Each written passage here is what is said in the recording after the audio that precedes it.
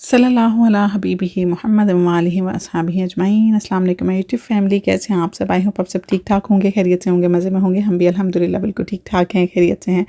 मेरी दुआ है कि अल्लाह ताला आप सबको शादाबाद रखें, जहाँ आप कदम रखें अल्लाह आपके लिए खैर और आसानी का मामला फरमाए, आमीन सुमा आमीन। और शुरू करते हैं आज का ब्लॉग। मुझे बहुत सारी जो लेडीज़ हैं, बहनें हैं मेरी, उनके कमेंट बॉक्स में मैसेज आए होते हैं कि आप हमारे लिए दुआ करें। तो आप सबसे मेरी गुजारिश है कि जो बहनें कमेंट बॉक्स में जिस जिस हाजत के लिए, जिस जिस मकसद के लिए दुआ का कह रही हैं, आप सब उनके लिए एक दफ़ा आमीन कह दें कि अल्लाह ताला उन सब की दिली मुरादों को पूरा करें, उनकी हाजात को पूरा करें, उनको उनके मसलों को हल करें, उनकी मुश्किलों को आसान करें, आमीन सुमा आमीन। उसके बाद अपना व्लॉग स्टार्ट करते हैं। मैंने टिकटॉक पे देखी थी एक केक की वीडियो जो कि फ्राइंग पैन में बनता है, बहुत इंस्टेंट बनता है। इसमें जो तमाम चीज़ें हैं ना वो 3 टेबल स्पून जाएंगी। एक अंडा जाएगा, 3 टेबल स्पून मैदा जाएगा, 3 टेबल स्पून कोको पाउडर जाएगा, 3 table spoon oil, 3 table spoon चीनी जाएगी। और उसके बाद इसके अंदर आपने वनीला एसेंस डाल देना। थोड़ा सा मेरे पास वनीला शुगर थी, मैंने वो डाली थी। और साथ में आपने 1 टीस्पून बेकिंग पाउडर और 1 चुटकी बेकिंग सोडा डाल के आपने इसको फेंट लेना है। उसके बाद आप इसको फ्राइंग पैन में रखें, कोई भी नॉन स्टिक लें, नीचे से पहले ग्रीस कर लें। और उसके बाद आप इसको रखें, नीचे कोई तवा वगैरह रख लें और तवे के ऊपर इसको रख के आप इसको 20 से 25 मिनट के लिए लो फ्लेम पे बनाएं। जब आपकी जो स्टिक है वो बिल्कुल साफ़ सुथरी होकर बाहर आ जाए, इसमें एक कुक हो चुका है। उसके बाद आपकी मर्ज़ी, आप इसके ऊपर चॉकलेट स्प्रेड कर लें, आप इसके ऊपर क्रीम स्प्रेड कर लें, जिस तरह आप इसको डेकोरेट करना चाहते हैं आप कर लें। बहुत बहुत मज़े का बना था। मैं फ़ाइनल लुक नहीं दिखा सकी थी क्योंकि मुझसे मेरे बच्चों ने मोबाइल नहीं लिया था, उन्होंने गेम खेलनी थी। मैंने बड़े ही मांगा कि मुझे दे दो, मैंने केक डेकोरेट कर लिया, मैं फ़ाइनल लुक दिखा दूँ, लेकिन मेरे बच्चों ने बोला कि नहीं मम्मा हम नहीं देंगे। तो फिर मैंने कहा चलो ठीक है, फिर ऐसे ही सही है, मैं आपको ज़ुबानी बता दूँगी, ठीक है। तो मैं जितना कोशिश करती हूँ ना डाइट कंट्रोल करने की, हत्ता कि मैं मीठा नहीं खाती, सच्ची बात है, मैंने ये केक भी नहीं खाया था। लेकिन सिर्फ ये कह रही हूँ कि जितना मैं कोशिश करती हूँ ना कि मैं अपनी डाइट कंट्रोल करूँ, उतना मुझे इतनी क्रेविंग होती है। और स्पेशली जब टिकटॉक पे चले जाएँ आप और वहाँ पे ऐसी ऐसी आपको रेसिपीज़ मिलती हैं कि आपके मुँह में पानी आना शुरू हो जाता है कि अब मैं ये भी बना लूँ, मैं ये भी बना लूँ। आजकल मेरा मोमोज़ बनाने को बड़ा दिल कर रहा है, अब इंशाल्लाह किसी दिन मैंने वो भी बना ही लेने हैं। तो बस मैं देखती हूँ और उठ के मैं किचन में चली जाती हूँ और मैं बना के तो फारिग हो जाती हूँ।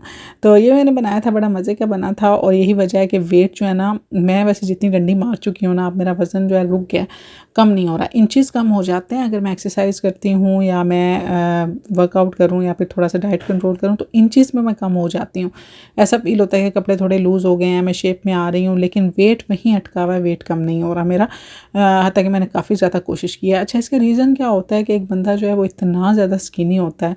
जैसे कि मेरी शादी हुई थी, आई वॉज ओनली 49, ठीक है 49 थी। पहले बच्चे के बाद मैंने मैक्सिमम 4 किलो वेट गेन किया होगा। हाइका की दफ़ा 52 हो गई थी और तलहा की दफ़ा भी मेरा माशाल्लाह 3 साल का गैप था। और उसके बाद तलहा पैदा हुआ था और आई वाज ओनली 54। उसमें भी मैं करती रहती थी, फ्लेक्सिबल थी, कभी 54 पे आ जाती थी, कभी वापस 52 पे चली जाती थी।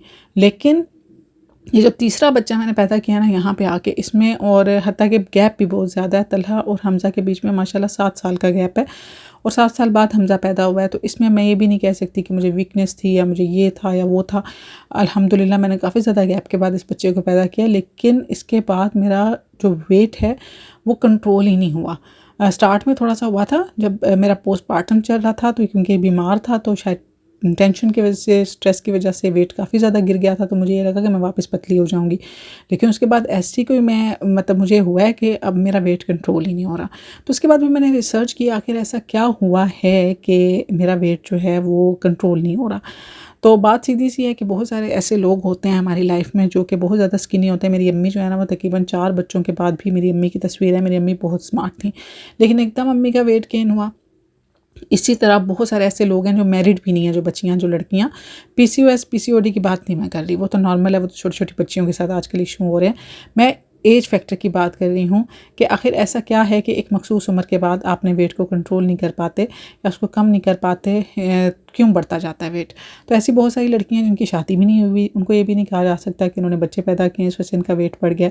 इसके बावजूद आफ्टर 30 या 35 उनका वेट ऑटोमेटिकली बढ़ना शुरू हो जाता है, वो मैच्योर लगना शुरू हो जाती हैं। ऐसा क्यों होता है, ठीक है। तो अब इसके बारे में हम बात करते हैं। तो अल्लाह की तरफ से गॉड गिफ्टेड होती हैं चीज़ें, जो जिस तरह मैं थी, अब तक तो मैं थी, लेकिन इसके बाद अभी भी मुझे लोग कहते हैं कि तुम इतनी मोटी नहीं लगती, लेकिन मुझे फ़ील होता है क्योंकि अब मैं चलती हूँ, मेरी टांगों में दर्द शुरू हो जाता है, एड़ियों में दर्द शुरू हो जाता है बिकॉज ऑफ वेट। तो ऐसा क्यों हो रहा है कि 30 और 35 के बाद आपका वेट गेन होता है? उसके पीछे एक बात तो ये होती है कि उम्र बढ़ने के साथ साथ हमारा जो मेटाबॉलिज्म है ना वो सुस्त हो जाता है। इसकी वजह से कैलोरीज चलती नहीं हैं। जब मेटाबॉलिज्म फास्ट होता है तो आप जो भी खाते हैं वो फ़ौरन से बर्न हो जाता है और आपको फील नहीं होता, आप हल्का फुल्का सा महसूस होते हैं, खाया पिया हज़म। लेकिन जब एज बढ़ती है तो उसके साथ साथ आपका मेटाबॉलिज्म भी सुस्त होता जाता है, तो आप जो खाते हैं वो हज़म होने में टाइम लगता है, आपकी कैलोरीज बर्न नहीं होती और फिर वो फैट में बदल जाता है।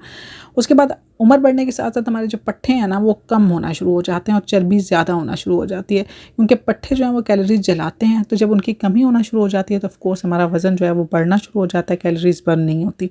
हार्मोन्स की तब्दीलियाँ होती हैं, जैसे कि औरतों में मेनोपॉज और एस्ट्रोजन की कमी की वजह से भी आपका वेट बढ़ना शुरू हो जाता है। इसके अलावा उम्र बढ़ने के साथ साथ हमारी जो फिजिकल एक्टिविटीज़ हैं वो बहुत ज़्यादा कम हो जाती हैं। हम ज़रा सुस्त होना शुरू हो जाते हैं कि यहाँ पे दर्द है, वहाँ पे दर्द है, बस अब उम्र हो गई है, अब क्या करना है हिलजुल के। तो जो हमारे दफ्तरी काम होते हैं, ख़ानदान की ज़िम्मेदारियाँ और दीगर मसरूफ़ियात जो हम कर रही होती हैं औरतें, उसमें हम एक्सरसाइज़ नहीं कर पाते, वर्कआउट नहीं कर पाते, कार्डियो नहीं कर पाते। उसके अलावा जो हमारे खाने पीने की आदतें हैं वो भी बस ऐसी हैं कि हम चिकनाई नहीं छोड़ते। हत्ता कि एज के साथ साथ हमें अपना खाना पीना कम करना चाहिए, हम उसको और ज़्यादा बढ़ाते जाते हैं कि पराठा छोड़ दें, चीनी कम कर दें, ऐसी चीज़ें चिकनाई वाली कम कर दें ताकि फ़ैट ना बढ़े। इसके अलावा जब हम सोते नहीं हैं, आजकल मोबाइल जो बीमारी आ गई है हम सबके हाथों में, रात 1-1, 2-2 बजे तक हम मोबाइल, मूवीज़, इन चीज़ों में लगे रहते हैं। फिर हमें दोबारा से क्रेविंग होना शुरू हो जाती है और भूख लगना शुरू हो जाती है, जो अगली चर्बी जो वो जली नहीं होती और नहीं हम खाना शुरू कर देते हैं, तो उसकी वजह से भी हमारा वेट जो है ना वो कंट्रोल नहीं होता। तो यही वजह है कि आफ्टर 30s ज़ाहिर हम एज वाइज बढ़ रहे हैं, हमारा जो जिस्म का जो सिस्टम है वो आहिस्ता आहिस्ता स्लो डाउन हो रहा है। तो हम बजाय इसके कि हम हल्का फुल्का खाएं, अपनी जो एक्टिविटीज़ हैं फिज़िकल एक्टिविटीज़ को बढ़ाएं, हम उतना ही खाना पीना ज़्यादा कर देते हैं और फिज़िकली हम सुस्त होना शुरू हो जाते हैं। तो यही वजह है कि हमारा वेट जो है ना वो बढ़ना शुरू कर देता है। तो मेरा ये ख्याल है कि इसमें वर्कआउट करना बहुत ज़्यादा ज़रूरी है। कार्डियो करें, वर्कआउट करें, और कुछ नहीं तो वॉक करें, छत पे चले जाएं, गली में 1-2 चक्कर लगा लें सुबह फजर के बाद, लेकिन वॉक करना बहुत ज़्यादा ज़रूरी है। मैं बीच में खुद कभी करती हूँ, कभी छोड़ देती हूँ, लेकिन ये है कि मैं अभी तक सोचती ज़रूर हूँ कि मैं करूँगी, मैंने अभी तक हार नहीं मानी कि मैं छोड़ दूँगी। लेकिन बात यही है कि ये सारे जो फैक्टर्स हैं ना ये मिल के, हम ऊपर ऊपर से बेशक कह लेंगे हाय मैं 25 की लगती हूँ, मैं या मैं दूसरों को बताऊँ कि मैं तो अभी इतने की हूँ, लेकिन मुझे तो पता है कि मैं एज क्या हो गई है। तो उस एज के हिसाब से मुझे अपनी डाइट को कंट्रोल करना है, उस एज के हिसाब से मुझे एक्सरसाइज करना स्टार्ट करनी है, अपनी फिजिकल एक्टिविटीज़ को मेंटेन करना है। आप यकीन करें इसके बगैर आपका वेट जो है ना वो बढ़ता ही जाएगा। आप एक दफ़ा इसको इग्नोर करेंगे तो फिर बस आउट ऑफ कंट्रोल हो जाएगा। तो ये थोड़ी सी मैंने आपको इन्फॉर्मेशन देनी थी। साथ में मैंने एक और बात आपको बतानी थी कि आपने एक अगरबत्ती का पैकेट ले लेना, अपने पास रख लें, और उसके बाद आपने इसके ऊपर 41 टाइम्स सूरह फलक और सूरह नास पूरे पैकेट पे एक ही दफ़ा पढ़ के आपने दम कर लेनी है। उस पैकेट को आपने सुबह फजर की नमाज के बाद और असर और मगरिब के दरमियान आपने इसको अपने घर में लगाना है। क्यों लगाना है? बिकॉज़ फजर के बाद अल्लाह ताला जो है वो रिस्क तकसीम करते हैं। जो रिस्क तकसीम करने के लिए अल्लाह ताला फरिश्ते ज़मीन पर भेजते हैं, वो फजर के बाद आते हैं। उसके बाद असर से मगरिब के दरमियान इन फरिश्तों की ड्यूटीज़ चेंज होती हैं, ठीक है, जाते हैं और फिर नए आते हैं। इस टाइम मुअक्कलात जो हैं वो रिस्क बढ़ाने वाले मुअक्कलात जो है ना वो उस टाइम हाजिर होते हैं। तो आपने उस टाइम खुशबू का इस्तेमाल ज़्यादा करना है, बिकॉज़ मैं काफ़ी दफ़ा बता चुकी हूँ खुशबू जो है वो पॉजिटिविटी को अट्रैक्ट करती है, नेगेटिविटी को दूर करती है। तो उसके लिए आपने घर में खुशबू फजर और असर और मगरिब के दरमियान आपने अगरबत्ती लगा लेनी है। इसके अलावा अगर आप की अपनी दुकान है, वहाँ पे काम नहीं चल रहा, ग्राहक नहीं आ रहे, बिक्री सही नहीं हो रही, काम बहुत ठंडा हो गया, वहाँ पे आप असर से मगरिब के दरमियान ये लगाएं यही अगरबत्ती। सूरह फलक सूरह नास का फ़ायदा ये होगा कि अगर नज़र बद का मसला है वो भी नहीं होगी, इसके अलावा जादू टूने का मसला वो भी नहीं होगा।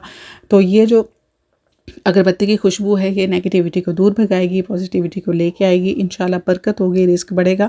अपने घरों में जो लेडीज़ हैं वो ज़रूर लगाया करें, और जिनके ऑफिसेज़ हैं अगर परमिशन है वहाँ लगा लें, ताकि अगर आप रेडी लगाते हैं, अगर आप कोई मतलब आप कोई स्टॉल लगाते हैं तो वहाँ पे भी आप असर से मगरिब के दरमियान में इसको लगाएं।